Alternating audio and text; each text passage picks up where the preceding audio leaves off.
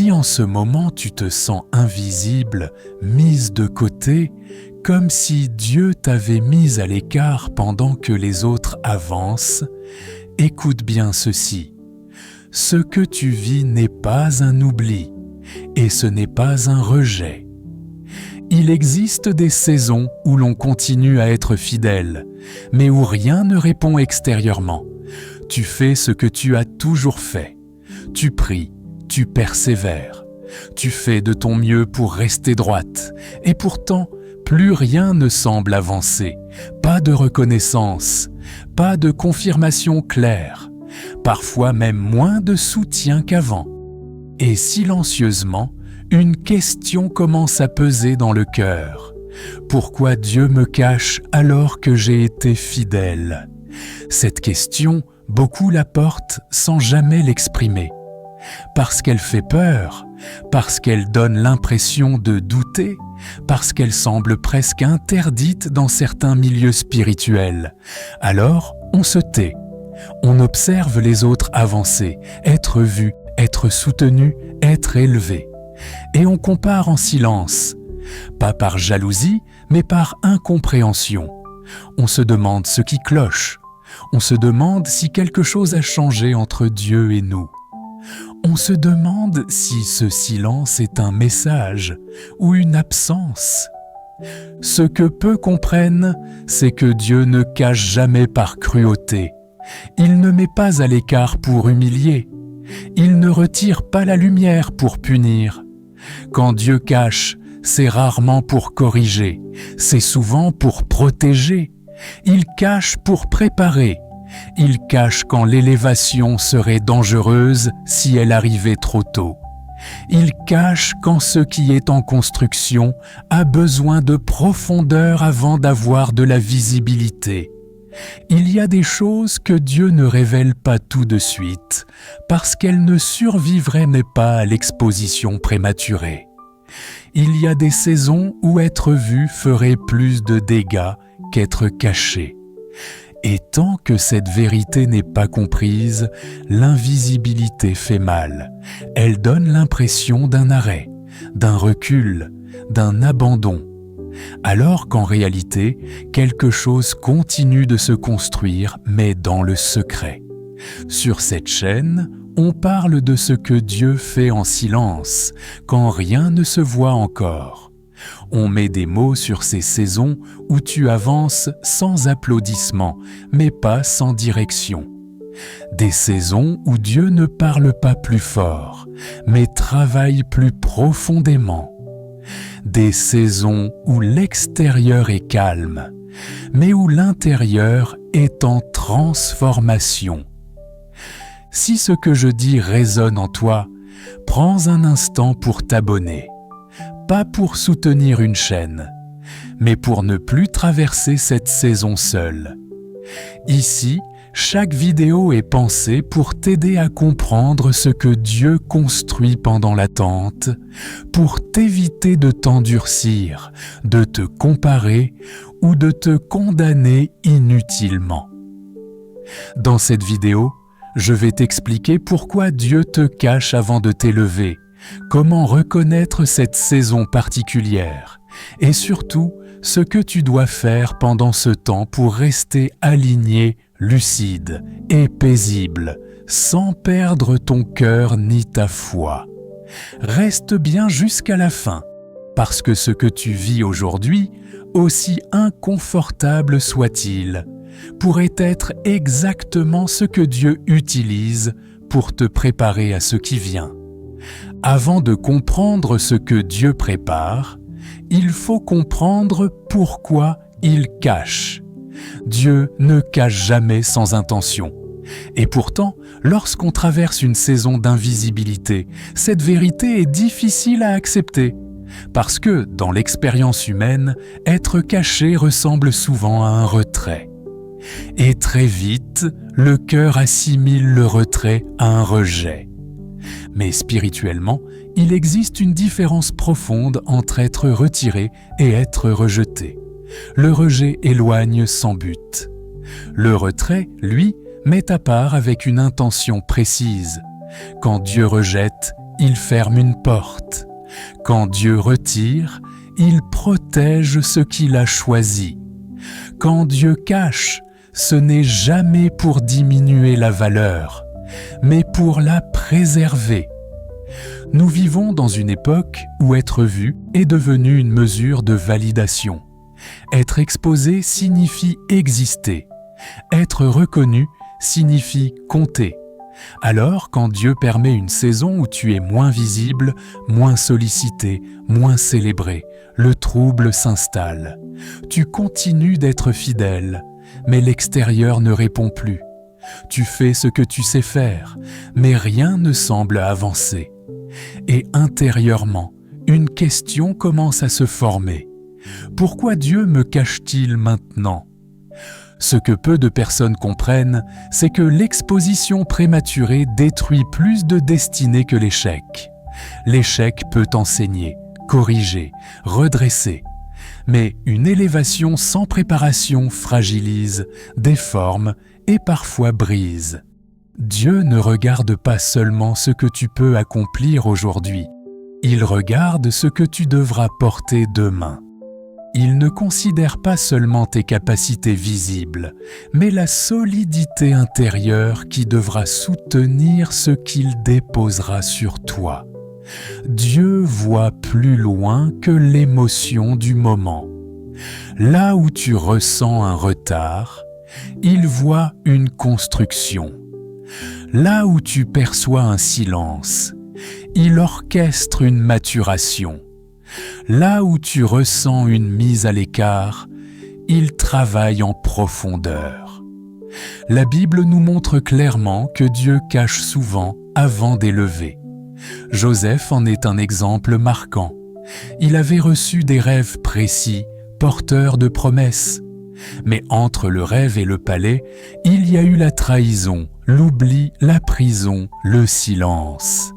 Joseph n'a pas été élevé immédiatement parce qu'il avait raison. Il a été élevé quand il a été prêt.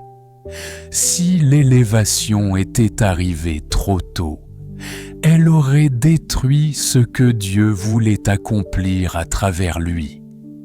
Et la Bible dit quelque chose de très simple, mais de très fort à propos de Joseph. Elle dit que même dans la prison, même dans l'oubli, Dieu était avec lui. Pas quand il est entré au palais, pas quand tout le monde l'a reconnu, mais quand il était caché, oublié et silencieux. Cela signifie que la présence de Dieu ne dépend pas de la visibilité. Dieu n'était pas avec Joseph parce qu'il était élevé. Joseph a été élevé parce que Dieu était avec lui quand personne ne le voyait. Cette vérité change tout, parce qu'elle révèle que le silence n'est pas l'absence de Dieu et que l'invisibilité n'est pas un abandon. Dieu était à l'œuvre dans l'ombre pendant que rien ne se voyait à l'extérieur. David aussi a été caché. Il a été oint roi, mais il est retourné garder les brebis. Il a vaincu Goliath, mais il est retourné dans l'ombre. Il avait la promesse, mais pas encore la position. Pendant des années, il a vécu poursuivi, incompris, isolé. Pourquoi Dieu n'a-t-il pas immédiatement placé David sur le trône ? Parce que le trône exigeait un cœur façonné dans le secret. Parce que l'autorité sans profondeur devient dangereuse. Parce que le pouvoir révèle ce que le caractère n'a pas encore guéri. David n'a pas été formé dans les applaudissements, mais dans les cavernes. Il n'a pas appris la fidélité dans la visibilité, mais dans l'obscurité. Dieu savait que ce que David porterait plus tard nécessitait une intimité avec lui que seule la solitude pouvait produire. Quand Dieu cache, c'est souvent parce que l'environnement n'est pas encore prêt. Certaines personnes ne sauraient pas gérer ce que Dieu va déposer sur toi. Certaines portes ouvertes trop tôt deviendraient des pièges. Certaines relations ne supporteraient pas ton élévation future. Alors Dieu ferme provisoirement, non pas pour frustrer, mais pour préserver. Dieu cache ce qu'il juge précieux. On ne laisse pas un diamant exposé n'importe où. On n'expose pas une semence rare avant qu'elle ait développé ses racines. Ce qui a de la valeur est couvert, protégé, gardé jusqu'au temps convenable. Si aujourd'hui tu es moins visible, moins sollicité, moins reconnu, ne conclus pas trop vite que Dieu s'est détourné. Il se peut au contraire qu'il soit très proche, très attentif, très intentionnel. Il se peut qu'il travaille à un niveau plus profond que ce que les regards humains peuvent percevoir. Mais même lorsqu'il est porteur de sens, ce temps caché provoque un trouble intérieur, une tension silencieuse entre la promesse reçue et la réalité vécue. Et c'est précisément ce trouble que nous devons maintenant comprendre. Mais ce temps caché provoque souvent un profond trouble intérieur. Quand Dieu te met à l'écart, ce n'est pas seulement l'extérieur qui change, c'est surtout l'intérieur qui commence à se troubler. Le silence et l'invisibilité créent une lutte intérieure réelle, pas toujours bruyante, pas toujours visible, mais profondément éprouvante. Il y a d'abord la frustration, pas une colère explosive, mais une tension sourde. Tu sais que tu fais ce qui est juste, tu sais que tu n'as pas abandonné, et pourtant rien ne répond. Les portes ne s'ouvrent pas, les choses n'évoluent pas, les efforts semblent stériles. Cette frustration ne vient pas d'un manque de foi, mais d'un décalage entre ce que tu portes en toi et ce que tu vois autour de toi. Puis vient la fatigue spirituelle, pas nécessairement l'envie d'arrêter de croire, mais l'épuisement d'espérer sans retour visible. Prier devient plus lent, lire devient plus mécanique, obéir demande plus d'efforts qu'avant, non pas parce que Dieu est moins présent, mais parce que le cœur est en train de traverser une zone de résistance intérieure. Il y a aussi le questionnement silencieux, pas les grandes questions théologiques, mais celles que l'on n'ose pas toujours formuler à voix haute. Est-ce que j'ai raté quelque chose? Est-ce que j'ai mal compris Dieu? Est-ce que j'ai été trop confiante? Est-ce que je me suis trompée de direction? Ces questions ne sont pas des rébellions. Elles sont souvent le signe d'un cœur qui cherche à comprendre ce qu'il vit. Et puis, il y a cette impression de stagnation. Les jours se ressemblent, les saisons semblent figées. Tu avances, mais sans sensation de progression. Tu ne recules pas, mais tu n'avances pas non plus. Et cette zone intermédiaire est l'une des plus difficiles à supporter, parce qu'elle ne donne aucun repère clair. À ce stade, beaucoup commencent à se juger sévèrement. Elles se disent qu'elles devraient être plus fortes, plus reconnaissantes, plus confiantes. Mais ce malaise est normal. Tu n'es pas faible parce que tu ressens cette tension. Tu n'es pas ingrate parce que tu te poses des questions. Tu n'es pas infidèle parce que l'attente te fatigue. Il est important de comprendre que ce trouble intérieur n'est pas un échec spirituel. C'est une étape, une transition, un passage. Quand Dieu te retire de certaines dynamiques extérieures, il expose souvent des zones intérieures qui n'avaient jamais été sollicitées auparavant. Des attachements, des attentes, des identités construites autour de ce que tu faisais, de ce que tu apportais, de la place que tu occupais. Et lorsque ces repères disparaissent, le cœur cherche un nouveau point d'ancrage, C'est pour cela que cette saison est si inconfortable. Parce que Dieu ne travaille pas seulement sur ce que tu fais, il travaille sur qui tu es, indépendamment de ce que tu produis. Ce n'est pas ton cœur qui faiblit, c'est ton identité qui se redéfinit. Pendant longtemps, tu as peut-être trouvé une partie de ta valeur dans ton utilité, dans ta fidélité visible, dans ton engagement, dans la reconnaissance reçue. Et maintenant que tout cela s'est ralenti ou retiré, Dieu t'invite à découvrir une identité plus profonde, une identité qui ne dépend pas des résultats, une identité qui ne dépend pas des regards, une identité enracinée dans la relation, pas dans la performance. Ce processus crée une sensation de vide temporaire, un flottement intérieur, une impression de perte de repère. Mais ce vide n'est pas là pour te détruire, il est là pour faire de la place. Dieu ne vide jamais sans intention. Il enlève ce qui occupait pour révéler ce qui doit désormais porter. Et tant que cette transition n'est pas comprise, le trouble persiste. Beaucoup de personnes essaient de fuir cette étape. Elles cherchent à remplir rapidement le silence, à se réengager ailleurs, à se rendre de nouveau visibles, à forcer une nouvelle dynamique. Mais précipiter la sortie de cette saison ne fait que prolonger le trouble. Ce que Dieu fait ici est délicat. Il désinstalle doucement certaines sécurités intérieures. Il met en lumière des dépendances émotionnelles. Il révèle des attentes mal placées, non pour condamner, mais pour réorienter.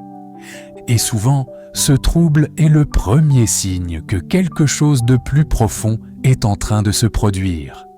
Une foi plus dépouillée, une relation plus vraie, une obéissance moins conditionnée par les résultats. Si tu traverses cette lutte intérieure, ne te précipite pas pour la résoudre. Observe-la, accueille-la, présente-la à Dieu sans la maquiller. Ce trouble n'est pas ton ennemi. Il est un indicateur, car très souvent, lorsque ce trouble s'installe, c'est que Dieu commence à enlever certains appuis. Et c'est ce que nous allons comprendre maintenant. Ce trouble est souvent le signe que Dieu enlève certains appuis. Quand Dieu enlève les appuis humains, la douleur devient plus concrète. Parce que ce n'est plus seulement un sentiment intérieur, c'est une réalité relationnelle. Il y a des saisons où tu réalises que ceux qui t'encourageaient avant ne sont plus là. Des personnes qui te soutenaient se font silencieuses. Des relations qui semblaient solides s'éloignent sans explication. Tu n'as rien fait de mal. Tu n'as provoqué personne. Mais quelque chose a changé. La perte de soutien est souvent l'un des premiers signes de cette étape. Tu avais l'habitude d'être entouré, écouté, validé. Et progressivement, les messages se font rares, les appels diminuent, les encouragements se taisent. Ce n'est pas forcément un rejet conscient, c'est parfois simplement un retrait permis par Dieu. Ce retrait crée un isolement relationnel, pas forcément une solitude totale, mais une impression de ne plus être porté comme avant. Tu es entouré, mais tu te sens seul. Tu es en relation, mais tu ne te sens plus soutenu. Et ce décalage est difficile à expliquer à ceux qui ne le vivent pas. Il y a aussi moins de reconnaissance. Ce que tu faisais auparavant semblait compter. Aujourd'hui, c'est comme si tout était devenu normal, invisible, banal. On ne remarque plus ton engagement. On ne souligne plus ta fidélité. Et parfois, ce silence fait plus mal que la critique. Puis vient le silence des proches. Pas forcément une rupture brutale, mais une distance subtile. Ils ne posent plus de questions, Il ne s'intéresse plus vraiment à ce que tu traverses. Et tu te demandes pourquoi cette solitude s'installe alors que tu n'as rien changé dans ton cœur. Ce que tu dois comprendre, c'est que Dieu enlève parfois ce qui soutenait pour révéler ce qui doit désormais porter. Il enlève les appuis humains non pas pour t'abandonner, mais pour t'apprendre à t'appuyer autrement. Parce qu'il y a un moment où la foi ne peut plus reposer sur les encouragements des autres. Un moment où l'identité ne peut plus être nourrie par la reconnaissance extérieure. Dieu enlève les béquilles avant de fortifier la marche. Moïse a vécu cela. Avant d'être un leader, il a été un homme seul dans le désert. Il avait quitté l'Égypte. Il avait perdu sa position. Il avait perdu sa reconnaissance. Il avait perdu ses appuis humains. Pendant des années, il a vécu loin de la scène, loin du peuple, loin de l'action. Pourquoi Dieu ne l'a-t-il pas utilisé immédiatement ? Parce que Moïse devait apprendre à conduire sans s'appuyer sur sa force, son statut ou son intelligence. Il devait apprendre à écouter Dieu dans le silence avant de parler devant Pharaon. Élie aussi a connu cette étape. Après le mont Carmel, après la victoire spectaculaire, après l'intervention visible de Dieu, Élie s'est retrouvé seul, épuisé, découragé, isolé. Les foules n'étaient plus là, les acclamations avaient disparu. Et Dieu l'a conduit dans un lieu de retrait, non pas pour le briser, mais pour le réaligner. Ce n'est pas dans le feu ni dans le tremblement que Dieu lui a parlé. C'est dans le murmure. Ces histoires nous montrent que Dieu agit souvent à l'opposé de ce que l'on attend. Quand nous cherchons du soutien, il enlève. Quand nous cherchons de la reconnaissance, il retire. Quand nous cherchons à être entourés, il permet l'isolement. Non pas pour nous punir, mais pour nous apprendre à marcher sans dépendance humaine. Parce que les appuis humains, aussi précieux soient-ils, ont leurs limites. Ils peuvent faiblir, ils peuvent se fatiguer, ils peuvent se détourner. Mais Dieu, lui, reste constant. Quand Dieu enlève ses appuis, il révèle ce qui doit désormais porter. Ta relation personnelle avec lui. Ta capacité à écouter sans validation, ta fidélité sans applaudissement, ta confiance sans confirmation immédiate. Cette étape est douloureuse parce qu'elle confronte des dépendances que l'on ne soupçonnait pas, des attentes affectives, des besoins de reconnaissance, des sécurités relationnelles. Dieu ne les expose pas pour te condamner. Il les expose pour te libérer. Si tu traverses cette saison, laisse-moi te dire ceci avec douceur. Ce que tu vis n'est pas un effondrement, c'est un dépouillement. Et le dépouillement précède toujours la solidité. Si ce message résonne en toi, si tu te reconnais dans cette saison où les appuis humains se retirent, je t'invite à t'abonner. Pas pour suivre une chaîne de plus, mais pour marcher avec des personnes qui vivent la même étape que toi. Ici, on met des mots sur ce que Dieu fait quand les soutiens humains disparaissent. Ce dépouillement n'est pas la fin du chemin. Il conduit à une étape encore plus délicate. Apprendre à marcher avec Dieu sans ressentir sa présence comme avant. Et c'est ce que nous allons comprendre maintenant. Ce dépouillement conduit à une étape difficile. Apprendre à marcher sans ressentir. Marcher avec Dieu sans ressentir. Sa présence est l'une des étapes les plus déroutantes de la vie spirituelle, parce que, pendant longtemps, beaucoup ont appris à associer Dieu aux sensations, à la paix ressentie, à l'émotion dans la prière, au frisson dans la louange, à cette impression intérieure que Dieu est proche parce qu'on le sent. Alors quand ces sensations disparaissent, le trouble s'installe. On continue à prier, mais sans émotion. On continue à lire, mais sans frisson. On continue à obéir, mais sans excitation. Et une question silencieuse surgit. Est-ce que Dieu est encore là? Ce que peu de personnes comprennent, c'est que la foi mature n'est pas nourrie par les sensations. Les sensations accompagnent parfois la foi, mais elles n'en sont pas le fondement. Dieu ne construit pas une relation durable sur ce qui est instable. Or, les émotions varient. Elles montent, elles descendent, elles dépendent de l'état intérieur, du corps, du contexte, de la fatigue. Quand Dieu permet une saison où le ressenti s'efface, ce n'est pas pour te punir, ce n'est pas pour te tester cruellement, c'est pour déplacer la source de ta foi. Il enlève l'appui émotionnel pour fortifier l'ancrage spirituel. Prier sans émotion est difficile, parce que la prière semble vide.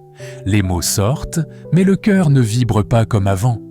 Tu ne ressens ni joie intense, ni tristesse profonde, juste une forme de neutralité. Et pourtant, continuer à prier dans cet état est une preuve de maturité. Parce que tu ne pries plus pour ce que tu ressens. Tu pries parce que tu as choisi de rester fidèle. Lire sans frisson est tout aussi déstabilisant. Avant, certains passages te touchaient immédiatement. Aujourd'hui, ils semblent silencieux. Tu comprends les mots, mais ils ne provoquent plus la même réaction intérieure. Cela ne signifie pas que la parole a perdu sa puissance. Cela signifie que Dieu travaille à un niveau plus profond que la surface émotionnelle. Obéir sans excitation est peut-être l'aspect le plus exigeant. Faire ce qui est juste sans sentir d'enthousiasme. Continuer à marcher sans motivation intense. Rester aligné sans récompense émotionnelle immédiate. C'est ici que la foi devient un choix et non une réponse émotionnelle. Cette étape ressemble à un désert intérieur. Tout semble plus lent, plus silencieux, moins stimulant. Mais c'est souvent là que Dieu bâtit ce qui durera.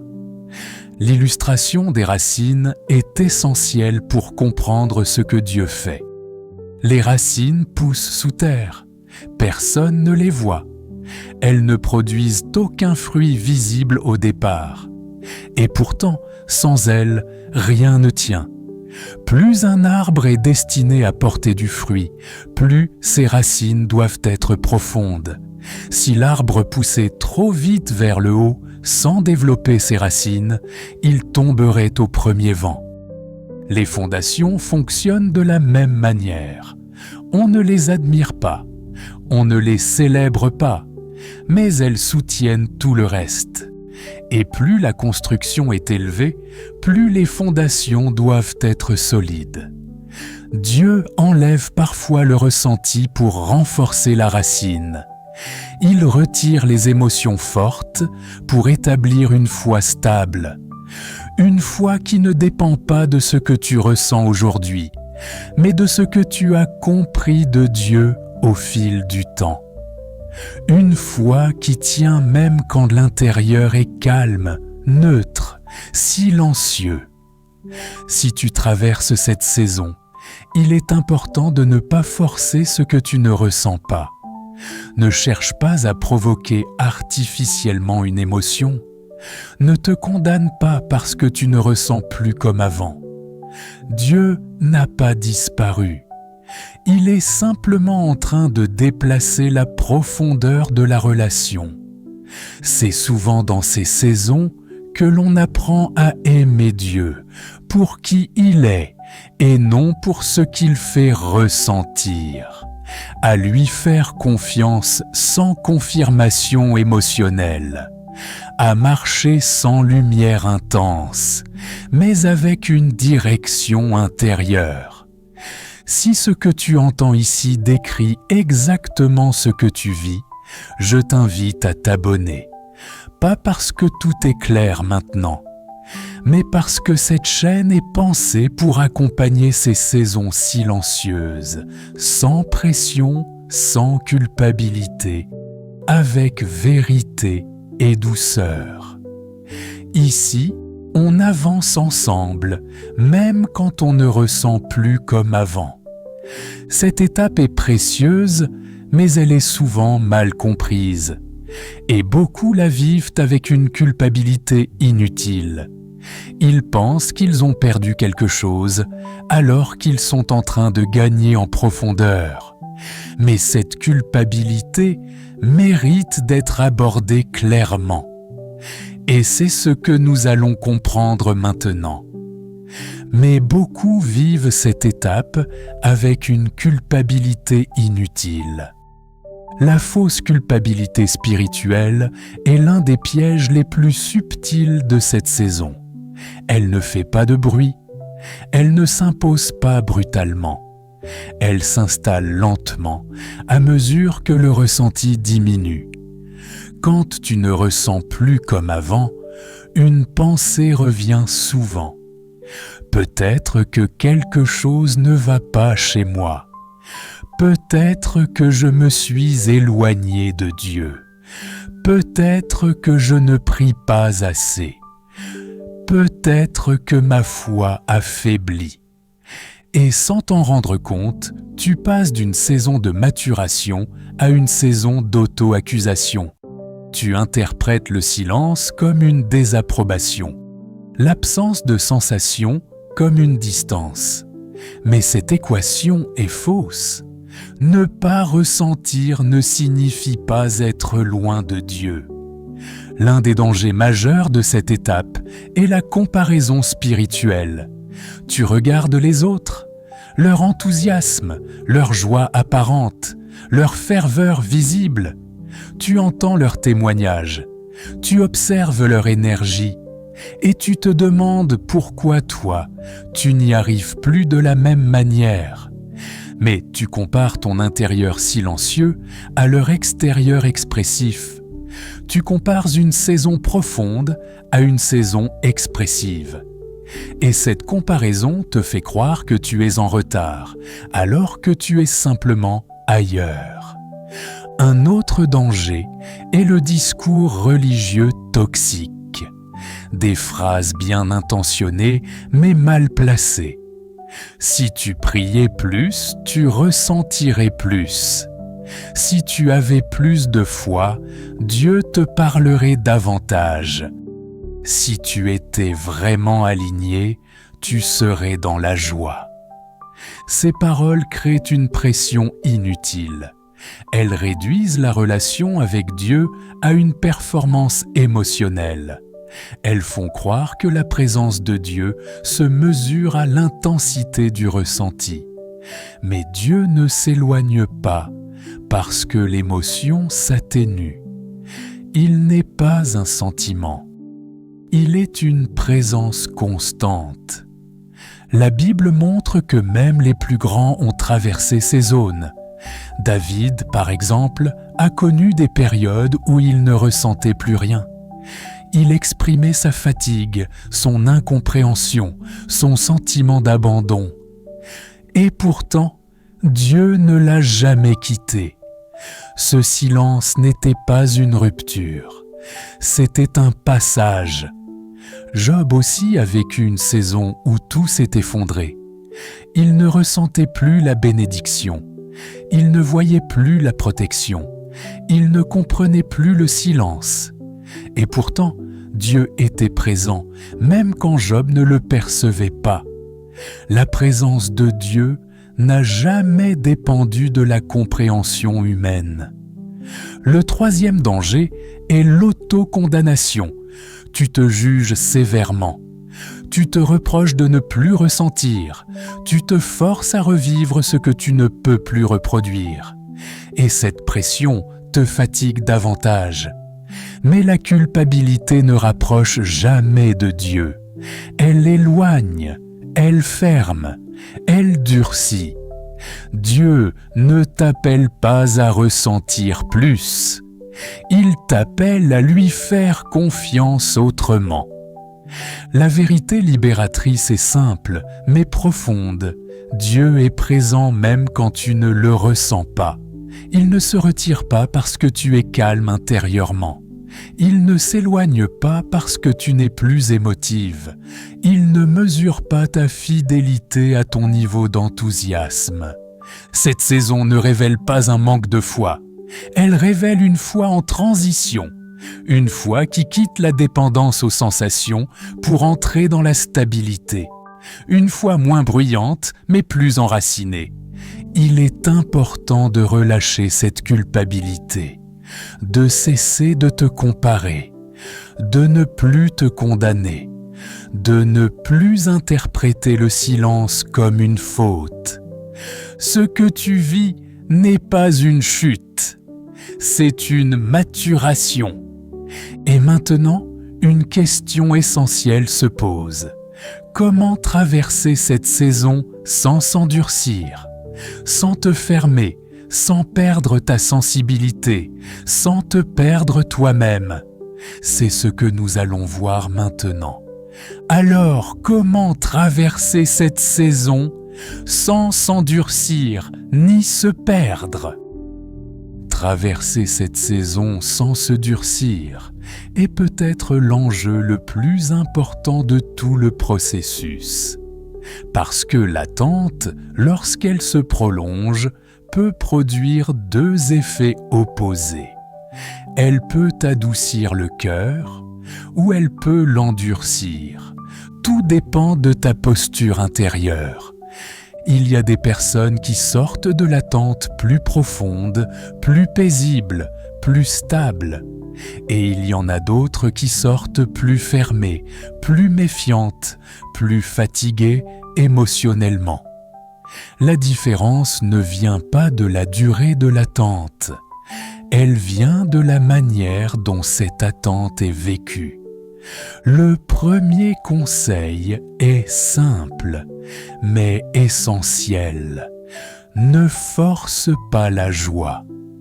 Forcer la joie fatigue plus qu'elle ne libère. Faire semblant d'aller bien alors que l'intérieur est calme, neutre ou silencieux crée une tension inutile.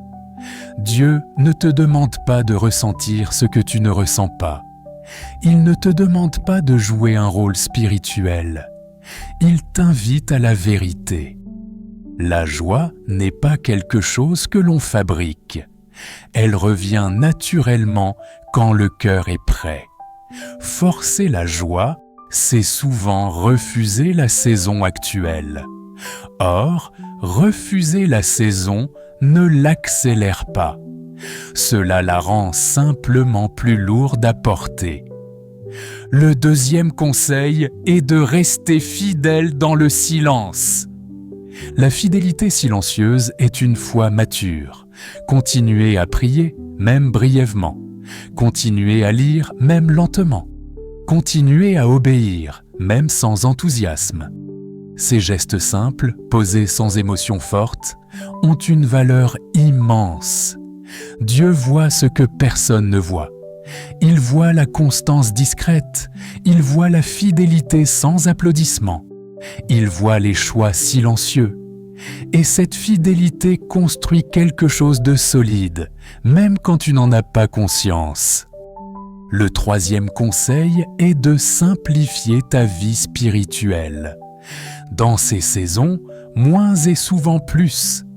Tu n'as pas besoin d'en faire davantage. Tu n'as pas besoin de multiplier les pratiques. Tu as besoin de revenir à l'essentiel. Une prière honnête, une lecture simple, un moment de silence, une écoute intérieure sans pression. Simplifier, ce n'est pas reculer, c'est approfondir, c'est enlever le superflu pour laisser place à ce qui est vrai. Le quatrième conseil est d'accepter le rythme lent. L'impatience intérieure est l'un des premiers signes d'un cœur qui commence à se durcir. Vouloir aller plus vite que la saison. Vouloir sortir avant que le travail soit terminé. Vouloir ressentir à nouveau avant que la racine soit consolidée. Dieu travaille rarement dans la précipitation. Il travaille dans la durée, dans la cohérence, dans la profondeur. Accepter le rythme lent, ce n'est pas abandonner, c'est faire confiance au processus. C'est croire que même quand rien ne semble changer, quelque chose est en train de se stabiliser à l'intérieur. Il est aussi important de préserver la douceur du cœur. Ne laisse pas l'amertume s'installer. Ne laisse pas la comparaison te voler ta paix. Ne laisse pas la fatigue transformer ta perception de Dieu. Parle-lui avec honnêteté, sans accusation, sans masque. Dis-lui ce que tu ressens, même si c'est flou, même si c'est silencieux. Dieu préfère une prière vraie à une prière parfaite. Cette saison n'est pas là pour te casser. Elle est là pour t'affiner, pour te rendre plus stable, plus enracinée, moins dépendante des circonstances. Si tu prends soin de ton cœur pendant l'attente, tu sortiras de cette saison différente, pas plus bruyante, mais plus solide, pas plus exaltée, mais plus paisible. Et souvent, le changement ne se fait pas d'un coup, il ne fait pas de bruit, il ne s'annonce pas. Mais un jour, sans bruit, quelque chose commence à changer. Quand Dieu s'approche d'une percée, il ne commence pas par changer les circonstances, il commence par transformer l'intérieur. Dieu ne fait jamais une percée sans préparation intérieure. Et cette préparation ne fait souvent pas de bruit. Elle n'est pas spectaculaire. Elle ne se voit pas de l'extérieur. Mais elle se reconnaît à certains signes discrets. Le premier signe est une paix sans raison apparente. Pas une joie euphorique, pas un enthousiasme débordant, mais une stabilité calme. Les circonstances n'ont pas encore changé, les réponses ne sont pas encore visibles. Et pourtant, l'agitation intérieure diminue. Cette paix n'est pas le fruit d'une résolution logique. Elle ne vient pas parce que tout va bien. Elle vient parce que le cœur a cessé de lutter contre la saison. C'est une paix qui ne dépend plus de ce qui arrive, mais de ce qui est compris. Elle indique que quelque chose s'est aligné à l'intérieur. Le deuxième signe est le détachement. Ce qui te préoccupait avant perd de son pouvoir. Certaines attentes s'assouplissent, certaines urgences s'effacent. Des choses que tu pensais indispensables deviennent secondaires. Ce détachement n'est pas de l'indifférence, ce n'est pas un désintérêt, c'est une libération. Tu n'as pas perdu le désir, tu as perdu la dépendance. Et ce détachement est précieux parce qu'il prépare le cœur à recevoir sans s'accrocher. Il permet à Dieu de bénir sans créer de nouveaux liens de dépendance émotionnelle. Le troisième signe est une clarté intérieure nouvelle, pas forcément sur tout, mais sur l'essentiel. Tu ne sais pas encore comment, tu ne sais pas encore quand, mais tu sais que tu es à la bonne place, tu sais que tu n'es pas perdu, tu sais que ce que tu vis a un sens. Cette clarté ne vient pas toujours sous forme de réponses détaillées. Elle vient souvent comme une certitude calme, une compréhension intérieure qui ne dépend pas de preuves immédiates. Le quatrième signe est un désir croissant de vérité, pas de discours rassurants, pas de promesses rapides, mais de vérité. Tu n'as plus envie d'illusions, tu ne veux plus te mentir à toi-même, tu ne veux plus croire pour te rassurer, tu veux comprendre pour t'aligner.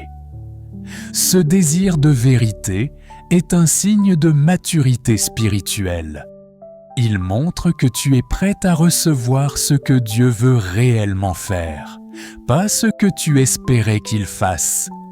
Ces signes ne sont pas bruyants, ils peuvent même passer inaperçus, mais ils indiquent que la transformation intérieure est bien avancée. C'est souvent à ce stade que l'on réalise que Dieu ne restaure pas toujours ce qu'il enlève. Il fait mieux. Dieu ne te rend pas ce que tu as perdu. Il te rend plus profonde. Il ne te rend pas les mêmes appuis. Il te rend plus stable.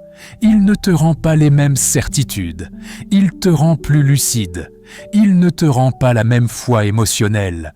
Il te rend une foi enracinée. Et cette profondeur change tout, parce qu'elle permet de recevoir sans s'effondrer, d'avancer sans dépendre, de porter sans se perdre. Si tu reconnais ces signes en toi, même faiblement, ne les minimise pas. Ils sont précieux. Ils indiquent que le travail intérieur a porté du fruit. L'élévation ne commence pas le jour où les portes s'ouvrent. Elle commence le jour où le cœur est prêt. Et maintenant, une question importante se pose. Si ce temps caché a produit cette transformation intérieure, que dit-il sur ton avenir ? Il est temps de comprendre ce que ce temps caché dit de ton avenir. Tu n'es pas caché, tu es préparé. Ce que tu viens de traverser dans cette vidéo n'est pas une explication intellectuelle. C'est une relecture de ta saison, une relecture de ce silence qui t'a fait douter, de ce retrait qui t'a parfois blessé, de cette attente qui t'a semblé longue et injuste. Mais maintenant, une chose doit être claire. Le silence a un sens. Dieu ne s'est pas tu parce qu'il était absent. Il s'est tu parce qu'il travaillait en profondeur. Le retrait n'était pas une punition, c'était une protection. Dieu t'a retiré de certaines expositions, de certains regards, de certaines pressions, non pas parce que tu n'étais pas prête à être vue, mais parce que tu avais encore besoin d'être consolidée. L'attente, elle aussi, avait un but. Elle n'était pas une perte de temps, elle était une transformation. Pendant que tu croyais stagner, ton cœur se fortifiait. Pendant que tu te sentais invisible, ton identité se clarifiait. Pendant que tu te comparais aux autres, Dieu te séparait doucement de ce qui ne devait plus te définir. Tu n'as pas été mise de côté. Tu as été mise à part. Mise à part pour ne plus dépendre des applaudissements. Mise à part pour ne plus confondre présence et sensation. Mise à part pour apprendre à marcher avec Dieu, même quand le chemin est calme et silencieux.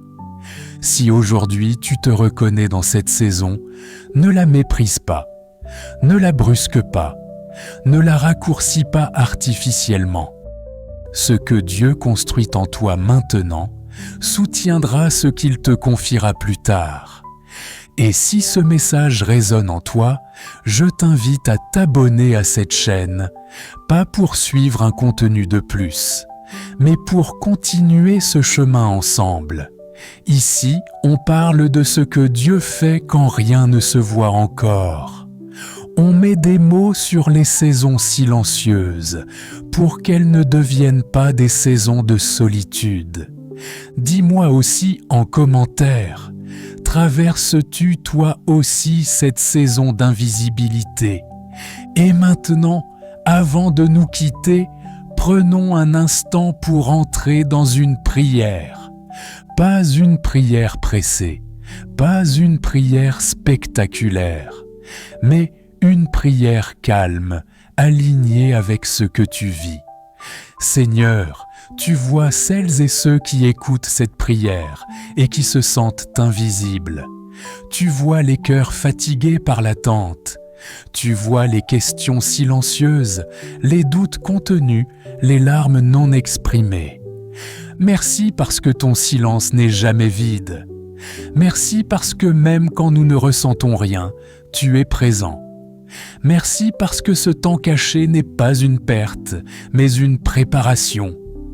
Apprends-nous à ne pas nous juger trop vite, à ne pas interpréter ton silence comme un rejet, à ne pas confondre absence de sensation et absence de présence. Donne-nous un cœur doux dans l'attente. Protège-nous de l'amertume. Protège-nous de la comparaison. Protège-nous du découragement qui durcit. Fortifie ce que tu as commencé. Stabilise ce que tu as transformé. Et quand le moment viendra, ouvre les portes sans que nous ayons besoin de les forcer. Nous te faisons confiance, même dans le silence, même dans l'invisible, même dans l'attente. Amen. Dans la prochaine vidéo, nous irons encore plus loin. Nous verrons les signes que Dieu travaille sur toi en silence, même quand tu penses que rien ne se passe. À très bientôt.